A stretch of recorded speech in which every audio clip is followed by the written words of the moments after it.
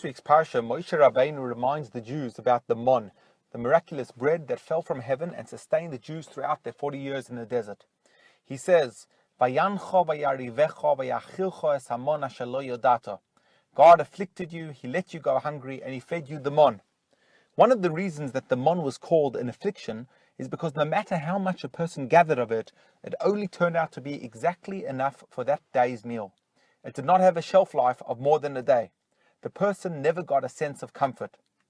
The Talmud relates how the great Rabbi Shimon Bar Yochai's students once asked him why Hashem saw it necessary to provide the mon on a daily basis. Surely it would have been more convenient to have it provided once a year and have them store it for the entire year. Rabbi Shimon replied with an analogy. There was once a king who had an only son. The father provided with him enough food to last the full year, so the son would only come and visit his father once a year. Upon seeing this, the king decided to change the arrangement. He started to provide his son with just enough for a day.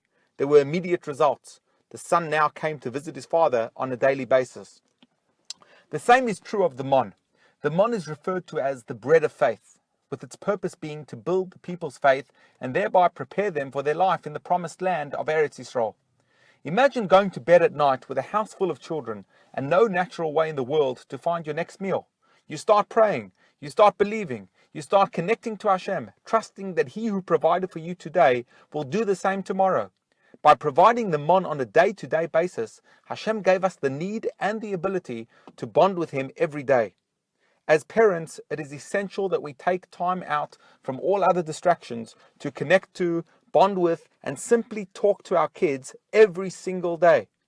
Giving our children an extra dose of our attention on the weekend is great, but it should never be seen as a replacement for the day-to-day bonding sessions. There is no way to carbo load on bonding time over the weekend.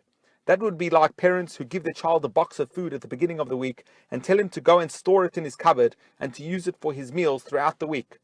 Just like with the mon, it's the consistency in the delivery more than the amount that is given that creates quality connections between parent and child. Good Shabbos.